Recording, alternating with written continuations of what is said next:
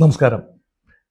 അമേരിക്കയുടെ 47ാമത്തെ പ്രസിഡന്റായി Donald Trump ജനുവരി 20 ചുമതല ഏറ്റെടുക്കുന്നു. ഇനോഗ്രൽ സെറിമണി വളരെ ഗംഭീരമാക്കാനാണ്, അവിസ്മരണീയമാക്കാനാണ് ട്രംപും കൂട്ടാളികളും ആഗ്രഹിക്കുന്നത്. അതിന്റെ ഇൻവിറ്റേഷൻ ലിസ്റ്റ് തന്നെ ഒരു സൂചനയാണ്. ലോക നേതാക്കളുടെ എല്ലാം സാന്നിധ്യത്തിൽ തന്റെ രണ്ടാമത്തെയും അവസാനത്തെയുമായ വരവ്, വൈറ്റ് ഹൗസിലേക്കുള്ള വരവ് ഏറ്റവും പ്രധാനപ്പെട്ട ചരിത്രം തന്നെ വഴിമാറുന്ന രീതിയിലേക്ക് അത്രയ്ക്ക് ശ്രദ്ധേയമാക്കാനുള്ള തയ്യാറെടുപ്പിലാണ്. അതിന്റെ ഭാഗമായിട്ടാണ് ഷീ ജിൻപിങ്ങിനെ ക്ഷണിക്കുന്നത്. നോക്കൂ, അമേരിക്കയുടെ പ്രസിഡന്റ് പദവിയിൽ എത്തുന്ന ആളുകൾ പൊതുവെ വിദേശ രാജ്യ തലവന്മാരെ തങ്ങളുടെ സത്യപ്രതിജ്ഞാ ചടങ്ങിന് ക്ഷണിക്കാറില്ല. പൊതുവെ ചിലർക്ക് വരാം, അനൗപചാരികമായ ഇൻവിറ്റേഷൻസ് ഉണ്ടാകാം, ഔപചാരികമായ ചില ഇൻവിറ്റേഷൻസ് ഉണ്ടാകാം, വരും എന്നല്ലാതെ ഇത്ര വലിയ ആഘോഷമായി സാധാരണഗതിയിൽ നടത്താറില്ല. പക്ഷെ ട്രംപ് വ്യത്യസ്തനാണ്. ഈ ചില രാജ്യങ്ങൾ, ഇന്ത്യ ഉൾപ്പെടെ ആഘോഷമായിട്ട് തന്നെയാണ് നടത്തുന്നത്. പക്ഷേ എല്ലാ ലോകരാജ്യങ്ങളുടെ തലവന്മാരെയും ക്ഷണിക്കാറില്ല, വളരെ സെലക്റ്റീവാണ്. പക്ഷെ അമേരിക്ക ഇപ്രാവശ്യം വ്യത്യസ്തമായ ഒരു നിലപാട് സ്വീകരിച്ചു. ഡൊണാൾഡ് ട്രംപ് വ്യക്തിപരമായി ലോക നേതാക്കളിൽ മിക്കവരെയും, തലയെടുപ്പുള്ള ഏതാണ്ട് എല്ലാ ലോക നേതാക്കളെയും, റഷ്യൻ പ്രസിഡന്റ് വ്ളാഡിമിർ പുടിന് ക്ഷണമുണ്ടാവില്ല എന്ന് നമുക്കറിയാം. പക്ഷെ ചൈനീസ് പ്രസിഡന്റിന് ക്ഷണമുണ്ടായി, ഇന്ത്യൻ പ്രധാനമന്ത്രി നരേന്ദ്രമോദിക്ക് ക്ഷണമുണ്ടായി. പക്ഷെ ചൈനീസ് പ്രസിഡന്റ് അവിടെ എത്തുമെന്ന് ഉറപ്പൊന്നുമില്ല. ഇന്ത്യൻ പ്രധാനമന്ത്രി നരേന്ദ്രമോദി പോകുന്നില്ല. അതിനു പകരം ഇന്ത്യയെ പ്രതിനിധീകരിക്കുന്നത് എസ് ജയശങ്കർ, നമ്മുടെ വിദേശകാര്യ മന്ത്രിയാണ് ഇന്ത്യയെ പ്രതിനിധീകരിക്കുന്നത്. ജോർജിയ മെലോണി പോകുന്നു ഇറ്റലിയിൽ നിന്നും. അതുപോലെ മറ്റ് പല ലോക നേതാക്കളും പോകുന്നു. യൂറോപ്യൻ രാജ്യങ്ങളുടെ മിക്ക രാജ്യങ്ങളുടെയും, പശ്ചിമ യൂറോപ്യൻ രാജ്യങ്ങളുടെ എല്ലാം തന്നെ പ്രധാനപ്പെട്ട ഭരണാധികാരികളോ അല്ലെങ്കിൽ അവരുടെ നോമിനീസോ പോകും. ഒരുപക്ഷെ ചൈനയിൽ നിന്ന് പോകാൻ സാധിക്കുന്നത് വിദേശകാര്യമന്ത്രി വാങ് ലീക്കോ അല്ലെങ്കിൽ ഒരുപക്ഷെ ചൈനീസ് പ്രധാനമന്ത്രിക്കോ ആയിരിക്കാം നറുക്ക് വീഴുക. പക്ഷെ പോകുമെന്നതിൽ യാതൊരു സംശയവുമില്ല. ക്ഷണം ലഭിക്കുകയും ക്ഷണം നിരസിക്കുകയും ചെയ്യുന്ന സംഭവം ഒരുപക്ഷെ ട്രംപിന് മുഖത്തേൽക്കുന്ന അടിയായിരിക്കും. അതുകൊണ്ട് അങ്ങനെ ഉണ്ടെങ്കിൽ ട്രംപ് ഒരിക്കലും ക്ഷണിക്കില്ല. പക്ഷെ ഈ ക്ഷണിതാക്കളുടെ ലിസ്റ്റ് ഗംഭീരം തന്നെയാണ്, അതൊരു കാര്യം. പക്ഷെ അതിനേക്കാൾ പ്രസക്തമായ കാര്യം ഇൻഡസ്ട്രി ക്യാപ്റ്റന്മാരുടെ, ടൈക്കൂൺസ്, ശതകോടീശ്വരന്മാരായ വ്യവസായ പ്രമുഖന്മാരായ ആളുകളുടെ സാന്നിധ്യമാണ്.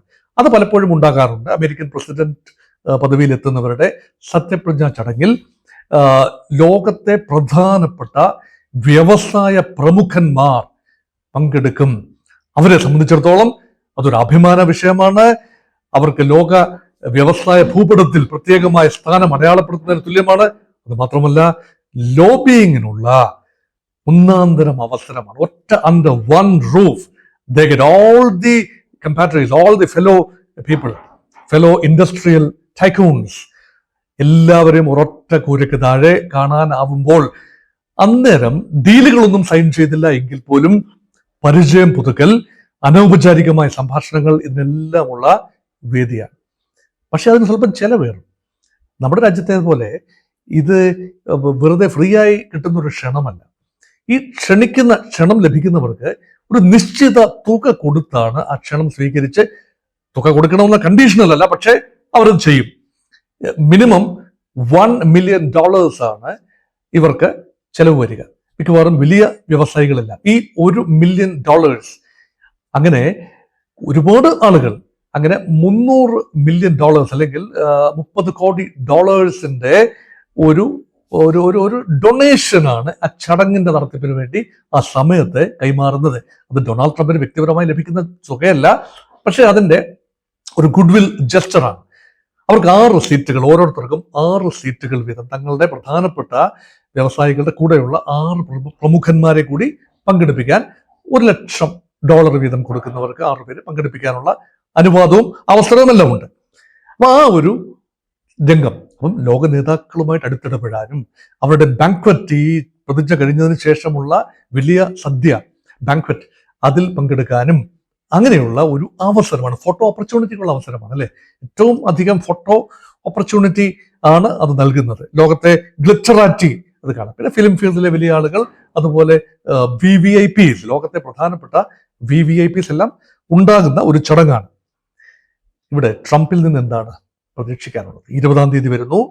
ലോകം ആകാംക്ഷയിലാണ്. ട്രംപിന് 2ാം വരവിൽ ട്രംപിന് ഓഫർ ചെയ്യാനുള്ളത് എന്താണ് എന്ന് കൂലങ്കഷമായ ചർച്ചയാണ്. ഒരു പ്രധാനപ്പെട്ട മാറ്റം എന്ന് പറയുന്നത് ട്രംപ് ഏതാണ്ട് ഉടനടി തന്നെ റഷ്യയുമായി ചില നീക്കുപോക്കുകൾ നടത്തിയേക്കാം ഉക്രൈൻ വിഷയത്തിൽ. പക്ഷെ അതേസമയം തന്നെ റഷ്യക്ക് നേരെ ഇപ്പോഴുള്ള ഉപരോധം, ഇപ്പോൾ ബൈഡൻ അഡ്മിനിസ്ട്രേഷന്റെ അവസാന പദത്തിൽ റഷ്യൻ എണ്ണ കപ്പലുകൾക്ക് നേരെ, എണ്ണ കമ്പനികൾക്ക് നേരെ ഉപരോധം ഏർപ്പെടുത്തിയിരിക്കുകയാണ്. അത് ട്രംപ് പിൻവലിക്കുമോ എന്നതാണ് വലിയ ചോദ്യം. പിൻവലിച്ചില്ല എങ്കിൽ ഇന്ത്യയും ചൈനയും ഉൾപ്പെടെ റഷ്യയിൽ നിന്നും എണ്ണ ഇറക്കുമതി ചെയ്യുന്ന രാജ്യങ്ങൾ, അവരുടെ സമ്പദ് വ്യവസ്ഥകൾ, അവർക്ക് വലിയ ബുദ്ധിമുട്ടാണ് ഉണ്ടാകാൻ സാധ്യത. ഇന്ത്യയുടെ എണ്ണ ഇറക്കുമതിയുടെ ചരിത്രപരമായ ഏറ്റവും ഹയസ്റ്റ് പോയിന്റ് 36% വരുന്നത് റഷ്യയിൽ നിന്ന് മാത്രമാണ്. മുൻകാലങ്ങളിൽ ഇന്ത്യ കൂടുതലായി എണ്ണ ഇറക്കുമതി ചെയ്തിരുന്നത് മധ്യപൗരസ്യ പ്രദേശത്ത് വെസ്റ്റ് ഏഷ്യൻ രാജ്യങ്ങളിൽ നിന്നാണ്, ഇറാഖിൽ നിന്നും സൗദിയിൽ നിന്നും ഒക്കെയായിരുന്നു. ഇപ്പോഴത് റഷ്യയുടെ സ്ഥാനം അവിടെയാണ്. ഈ ഉപരോധം വന്നു കഴിഞ്ഞാൽ ഉപരോധം മറികടന്നുകൊണ്ട് ഇന്ത്യയിലേക്ക് ഇറക്കുമതി ചെയ്യാൻ റഷ്യക്ക് കഴിയാതെ വരും. ഇന്ത്യക്ക് അത് സ്വീകരിക്കാനും കഴിയാതെ ഒരു അന്തരീക്ഷം വരാം. എണ്ണവില ഉയരാനുള്ള സാധ്യത തള്ളിക്കളയാനാവില്ല. ട്രംപ് എങ്ങനെയാണ് ഈ വിഷയത്തെ കൈകാര്യം ചെയ്യുന്നത്? ഒരു ബൈഡൻ അഡ്മിനിസ്ട്രേഷന്റെ തുടർച്ച തന്നെയാണ്. 2 പാർട്ടിയാണ്, വ്യത്യസ്തമാണ്. പക്ഷെ നമ്മുടെ പോലെ ഭരണപക്ഷം പ്രതിപക്ഷം എന്ന നിലയിൽ പാർലമെന്ററി ജനാധിപത്യ സംവിധാനമല്ലല്ലോ അവിടെയുള്ളത്. അതുകൊണ്ട് ആ തുടർച്ച പ്രതീക്ഷിക്കാൻ സാധിക്കും. അതുപോലെ ട്രംപ് ചില കാര്യങ്ങൾ പറഞ്ഞു വെച്ചിട്ടുണ്ട്. ട്രംപ് JD വാൻസ് ടീം പറഞ്ഞു വെച്ച ചില കാര്യങ്ങൾ, അതിലൊന്ന് ആഗ്രഹ പ്രകടനമാണ്. ട്രംപിന്റെ വ്യക്തിപരമായ ആഗ്രഹ പ്രകടനങ്ങളാണ്. ഒന്ന്, കാനഡ ചേരുമെങ്കിൽ സ്വീകരിക്കാൻ അമേരിക്ക തയ്യാറാണ്. അമേരിക്കയുടെ 51ാമത്തെ സംസ്ഥാനമായി സ്വീകരിക്കാൻ തയ്യാറാണ്. കാനഡയിൽ നിന്നും വലിയ തോതിലുള്ള കുടിയേറ്റം നടക്കുന്നു. അത് മാത്രമല്ല, കാനഡ അതിർത്തി വഴി വലിയ തോതിലുള്ള ആയുധ കടത്ത് അമേരിക്കയിലേക്ക് വരുന്നു, മയക്കുമരുന്ന് ഉൾപ്പെടെ. മെക്സിക്കോ അതിർത്തി മാത്രമല്ല അമേരിക്കയ്ക്ക് പ്രതിബന്ധം സൃഷ്ടിക്കുന്നത്, വടക്കുള്ള കാനഡ അതിർത്തിയിൽ നിന്ന് പോലും വലിയ തോതിലുള്ള പ്രതിബന്ധങ്ങൾ വരുന്നു. അത് മാത്രമല്ല, നികുതി വലിയൊരു വിഷയമാണ്. അമേരിക്ക കാനഡ നികുതി. കനഡിയൻ ഉൽപ്പന്നങ്ങൾക്ക് അമേരിക്ക ഇറക്കുമതി ചെയ്യുന്നതിന് 25% നികുതി ചുമത്തുമെന്ന് ട്രംപ് പ്രഖ്യാപിച്ചു കഴിഞ്ഞു. ഇതെല്ലാം കനേഡിയൻ സമ്പദ് വ്യവസ്ഥയുടെ നട്ടലിളക്കാൻ പര്യാപ്തമാണ്. അത് മാത്രമല്ല, ഇന്ത്യയുമായി തെറ്റി നിന്ന കനേഡിയൻ പ്രധാനമന്ത്രി രാജിവെച്ചു കഴിഞ്ഞു. ഇന്ത്യയുമായി തെറ്റിയത് കൊണ്ടല്ല രാജിവെച്ചത്, ആഭ്യന്തരമായ പ്രശ്നങ്ങളാലാണ് ജസ്റ്റിൻ ട്രൂഡോ രാജിവെച്ചത്. ആ രാജിക്ക് ശേഷം ഉള്ള പുതിയ കനേഡിയൻ അഡ്മിനിസ്ട്രേഷനുമായി എങ്ങനെയാണ് ട്രംപ് പൊരുത്തപ്പെട്ടു പോകുന്നത്?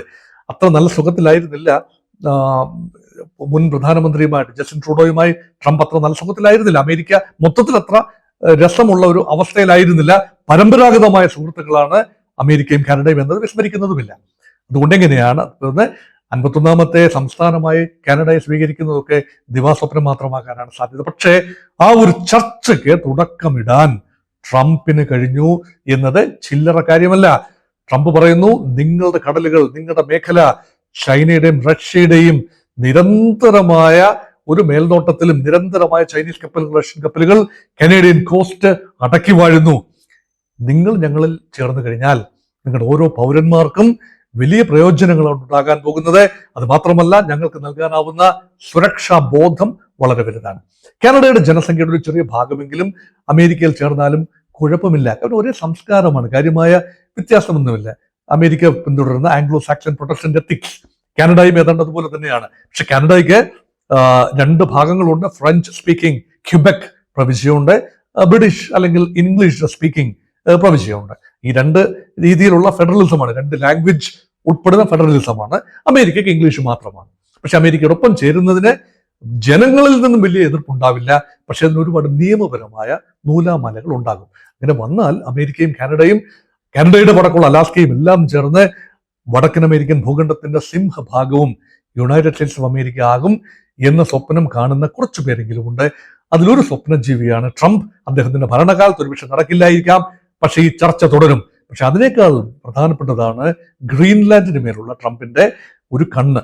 അതും പറഞ്ഞു വെച്ചു. ഡെൻമാർക്കിന്റെ അധീനതയിലുള്ള ഗ്രീൻലാൻഡ് എന്ന ലോകത്തെ ഏറ്റവും വലിയ ദ്വീപ് ഞങ്ങൾക്ക് തരാമെങ്കിൽ ഞങ്ങൾ അത് വികസിപ്പിച്ചു കൊള്ളാം. അവിടുത്തെ ധാതു നിക്ഷേപങ്ങൾ, എണ്ണ മുതലായ കാര്യങ്ങൾ ഖനനം ചെയ്യാനും ഒക്കെയുള്ള അനുമതി, അതിനുവേണ്ടിയാണല്ലോ ട്രംപ് ശ്രമിക്കുന്നത്. മാത്രമല്ല ജിയോ സ്ട്രാറ്റജിക്കലി വളരെ പ്രധാനപ്പെട്ടതാണ്. റഷ്യയുമായി ഒരു പാരിറ്റി ഉണ്ടാകുന്നതിന്, ആ പ്രദേശത്ത് യൂറോപ്പിലേക്ക് ഒരു ഫുഡ് ഹോൾഡ് ഉണ്ടാകുന്നതിന്, വടക്കൻ അർദ്ധഗോളത്തെ പൂർണ്ണമായി കൈപ്പിടിയിലൊക്കെ ആക്കുന്നതിനൊക്കെ തന്ത്രപ്രധാനമായ ഒരു സ്ഥലമാണ് മഞ്ഞുറഞ്ഞു കിടക്കുന്ന ഗ്രീൻലൻഡ്. 10,000 പേര് മാത്രമാണ് ഗ്രീൻലൻഡിന്റെ ജനസംഖ്യ. അതൊരു ഓട്ടോണമസ് പ്രദേശമാണ്. പക്ഷേ വ്യാപകമായ നിയന്ത്രണം ഡെൻമാർക്ക് എന്ന ചെറിയ യൂറോപ്യൻ രാജ്യത്തിനാണ്. അവിടെയും സ്റ്റേറ്റസ് തുടരാനാണ് സാധ്യത. ഈ ഡിബേറ്റ് തുടങ്ങി വെക്കാൻ ട്രംപിനായി. അതിനേക്കാൾ പ്രധാനപ്പെട്ടത് പാനമ കനാലുമായി ബന്ധപ്പെട്ട കാര്യമാണ്. അമേരിക്ക തന്നെ അറ്റ്ലാന്റിക് കടലിനെയും പസഫിക് കടലിനെയും ചേർക്കുന്ന ഒരു ഒരു ഒരു മനുഷ്യനിർമ്മിതമായ ഒരു കനാൽ സൃഷ്ടിച്ചതാണല്ലോ പാനമ കനാൽ. അത് പാനാമയ്ക്ക് തിരിച്ചു കൊടുത്തു. അമേരിക്ക കൺസ്ട്രക്ട് ചെയ്തെങ്കിലും അതിന് ഹെവി ആയിട്ടുള്ള ഫീസ് ചുമത്തി. അതിനുള്ള ചെലവുകളെല്ലാം തന്നെ പാനമയ്ക്ക് വഹിക്കേണ്ടി വന്നു. പക്ഷേ അമേരിക്ക തിരിച്ചു കൊടുത്തു. അതിങ്ങ് തിരിച്ചെടുത്താലോ എന്ന ചിന്ത ട്രംപ് തുടങ്ങി വെച്ചു. അപ്പൊ ട്രംപിന്റെ സാമ്രാജ്യത്വ മോഹങ്ങൾ മറയില്ലാതെ തന്നെ സത്യപ്രതിജ്ഞയ്ക്ക് മുൻപ് തന്നെ അദ്ദേഹം പറഞ്ഞു വെച്ചു. അതിൽ എന്ത് നടപടിയാണ് എടുക്കാൻ പോകുന്നത് എന്നത് വളരെ വളരെ പ്രത്യേകത നിറഞ്ഞതാണ്. അത് നമ്മൾ കാത്തിരുന്ന് കാണേണ്ടതുമാണ്.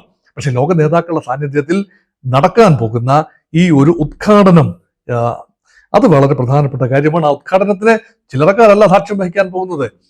മെറ്റയുടെ ചീഫ് സുക്കൻബർഗ് വരുന്നു. ഇലോൺ മസ്ക് ട്രംപിന്റെ വലം കൈയാണ്. ട്രംപിനെ 2ാം വട്ടം പ്രസിഡന്റ് ആക്കിയതിന്റെ പിന്നിലെ മുഖ്യ സൂത്രധാരൻ ഇലോൺ മസ്ക് തന്നെയാണ്. അപ്പൊ ഇലോൺ മസ്കിനെയും ടെസ്ലയെയും ഒഴിവാക്കിക്കൊണ്ട് ട്രംപിന് മുന്നോട്ട് പോകാനാവില്ല. അതുകൊണ്ട് മസ്കിന്റെ ഒരു കരം, ഒരുപക്ഷെ 2ാം സ്ഥാനത്ത് അമേരിക്കൻ ഭരണകൂടത്തിലെ തന്നെ 2ാം സ്ഥാനത്ത് JD വാൻസ് ആണ്. ഔപചാരികമായിട്ടെങ്കിലും ഡി ഫാക്ടോ 2ാം സ്ഥാനം ഒരുപക്ഷെ മസ്കിനായിരിക്കും. പ്രത്യേക ചുമതലകളും അദ്ദേഹത്തിന് കൊടുത്തു. ജെഫ് ബെസോസ്, ആമസോണിന്റെ സൃഷ്ടാവ്, അദ്ദേഹം ട്രംപുമായി അടുക്കാനുള്ള ശ്രമത്തിലാണ്. ആപ്പിളിന്റെയും ബോയിങ്ങിന്റെയും ഒക്കെ നേതാക്കൾ, അതുപോലെ മൈക്രോസോഫ്റ്റിന്റെ സത്യ നാദലയും എല്ലാം തന്നെ ഈ ചടങ്ങിന് പങ്കെടുക്കാനുള്ള എല്ലാ സാധ്യതയും കാണുന്നു. ഇവരെല്ലാവരും തന്നെ ട്രംപിനോട്, ട്രംപ് തന്നെ ഒരു ബിസിനസ്സുകാരനായിരുന്നല്ല, ഇവരുടെയൊക്കെ ഒരു റൈവലാണെന്ന് വേണമെങ്കിൽ പറയാം. പ്രത്യേകിച്ച് ട്രംപിനെ ഈ ഫേസ്ബുക്കിൽ നിന്ന് പോലും ട്വിറ്ററിൽ നിന്ന് പോലും വിലക്കി ട്രംപ് സ്വന്തമായി ട്രൂത്ത് സോഷ്യൽ എന്ന രീതിയിൽ ഒരു പ്ലാറ്റ്ഫോം തന്നെ ഉണ്ടാക്കിയെടുക്കേണ്ടി വന്നല്ലോ. അപ്പൊ ഒരുപാട് കണക്ക് തീർക്കലുകൾ ഉണ്ടാവും ട്രംപിനെ സംബന്ധിച്ചിടത്തോളം. അതുകൊണ്ട് ട്രംപിനോട് സമരസപ്പെട്ട് പോവുക എന്നതാണ് ഈ വ്യവസായ ഭീമന്മാരുടെ എല്ലാം ആഗ്രഹം. അതങ്ങനെ നടക്കൂ. അതുകൊണ്ട് ആ ഒരു രീതിയിലേക്കും കാര്യങ്ങൾ നമുക്ക് നോക്കി കാണേണ്ടതുണ്ട്. അതോടൊപ്പം തന്നെ ട്രംപിനെതിരെയുള്ള കേസുകൾ, ട്രംപിനെതിരെ ഒരുപാട് കേസുകളുണ്ട്. സ്ത്രീപീഡനം ഉൾപ്പെടെയുള്ള, കള്ളം പറഞ്ഞു എന്നുള്ളത് ഉൾപ്പെടെയുള്ള കേസുകളുണ്ട്. ഈ കേസുകൾ ഇനി മുന്നോട്ട് പോവില്ല. പ്രസിഡന്റിനെ എതിരെ നിയമ നടപടികൾ സ്വീകരിക്കുന്നത് അമേരിക്കൻ വ്യവസ്ഥയിൽ നടപ്പാകുന്ന കാര്യമല്ല. അതുകൊണ്ട് ജാക്ക് സ്മിത്ത് എന്ന് പറയുന്ന പ്രോസിക്യൂട്ടർ അറ്റോർണി, അദ്ദേഹം കൗൺസിലാണ്. ട്രംപിനെതിരെയുള്ള പ്രധാനപ്പെട്ട 2 കാര്യങ്ങൾ, ക്യാപിറ്റോൾ ഹിൽ ആക്രമണം 2021 ജനുവരി 6-ാം തീയതി ട്രംപിന്റെ അനുയായികൾ ക്യാപിറ്റോൾ ഹിൽ, വാഷിംഗ്ടൺ DC-യിലെ ക്യാപിറ്റോൾ ഹിൽ സമുച്ചയം ആക്രമിച്ച് തകർത്തത് ട്രംപിന്റെ പ്രേരണയാലാണ്. ട്രംപ് അധികാരം കൈയൊഴിയാൻ വിസമ്മതിച്ചു. അതുകൊണ്ടാണ് തന്റെ അനുയായികളെ ഇളക്കി വിട്ടുകൊണ്ട് പ്രതിഷേധം സംഘടിപ്പിച്ചത്.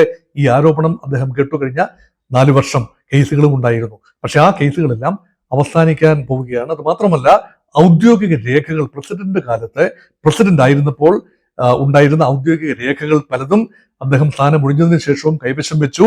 അപ്പം സീക്രസി എന്ന് പറയുന്നത് ലംഘിച്ചു എന്ന ആരോപണമുണ്ട്. ഇതെല്ലാം തന്നെ വിചാരണ ഘട്ടത്തിലായിരുന്നു. അതിന് നിർണായകത്വം വഹിച്ച ആള് ഇതാ രാജിവെച്ച് പുറത്തു പോകുന്നു. ഞാൻ എന്റെ കട്ടയും പടവും മടക്കി ഞാനിതാ പോകുന്നു, കളി നിർത്തിയിരിക്കുന്നു എന്ന് പറഞ്ഞുകൊണ്ട് ജാക്ക് സ്മിത്ത് പുറത്തു പോവുകയാണ്. എല്ലാം തന്നെ ട്രംപിനെ സംബന്ധിച്ചിടത്തോളം സുഗമമായ അധികാര കൈമാറ്റത്തിനുള്ള നന്ദി ആണ്. അത് മാത്രമല്ല, ഔട്ട്ഗോയിങ് പ്രസിഡന്റ് ജോ ബൈഡനും തന്റെ പത്നി ജിൽ ബൈഡനും കൃത്യമായി പങ്കെടുക്കും. ട്രംപ് പങ്കെടുത്തില്ല എന്ന് ഓർക്കണം. ട്രംപ് മാറി നിന്നു. കഴിഞ്ഞ തെരഞ്ഞെടുപ്പിൽ പരാജയപ്പെട്ട ട്രംപ് സത്യപ്രതിജ്ഞാ ചടങ്ങിൽ മുൻ പ്രസിഡന്റ് എന്നുള്ള നിലയിൽ പങ്കെടുക്കുന്നതിൽ നിന്ന് മാറി നിന്നു. അത് അനാരോഗ്യപരമായ ഒരു പ്രവണതയായിരുന്നു. പക്ഷെ അത് ബൈഡൻ കുറച്ചുകൂടെ ഓണറബിൾ ആയിട്ട് തന്നെ പ്രവർത്തിക്കുന്നു. അതും ശ്രദ്ധേയമായ കാര്യമാണ്. അതുകൊണ്ട് സമ്മിശ്രമായ ഒരു പ്രതികരണങ്ങളാണ് ട്രംപിന്റെ 2ാം വരവ് ലോകത്തിനും ഇന്ത്യക്കും നടക്കുന്നത്. ഇന്ത്യയെ സംബന്ധിച്ചിടത്തോളം ആദ്യം ഉണ്ടായ ഒരു യൂഫോറിയ, വലിയൊരു ആവേശം. ട്രംപ് എത്തി, ഇതാ ട്രംപ് വന്നു കഴിഞ്ഞു, ഇനിയിപ്പോൾ എല്ലാം ശരിയാകും. അങ്ങനെയൊന്നുമല്ല. ശരിയാകാനുള്ളതൊക്കെ ശരിയാകും. ട്രംപിൽ നിന്നും അമിതമായ കാര്യങ്ങളൊന്നും പ്രതീക്ഷിക്കാനില്ല. അദ്ദേഹം ഒരു കച്ചവടക്കാരനാണ്. എല്ലാം കച്ചവട കണ്ടുകൂട്ടിലൂടെ നോക്കിക്കാണൂ. ചൈനയെ പോലെ തന്നെ ഇന്ത്യയും പരമാവധി നികുതിയുടെ കാര്യത്തിൽ കർശനമായ നിലപാടുകൾ തന്നെയായിരിക്കും. ഇറക്കുമതിയുടെ കാര്യത്തിൽ ഉൾപ്പെടെ കർശന നിലപാടുകൾ തന്നെയായിരിക്കും. പക്ഷേ ജിയോ സ്ട്രാറ്റജിക്കലി ഇന്ത്യക്ക് ആഗ്രഹിക്കാനും ആശിക്കാനും ഏറെയുണ്ടാകും. കാരണം Indo American interest convergent southern oceans അതുകൊണ്ട് സമ്മിശ്രമായ വികാരങ്ങൾ ഉണർത്തിക്കൊണ്ട് ട്രംപിന്റെ സത്യപ്രതിജ്ഞാ ചടങ്ങ് 20-ാം തീയതി സംഭവിക്കുന്നു. നമുക്ക് കാണാം.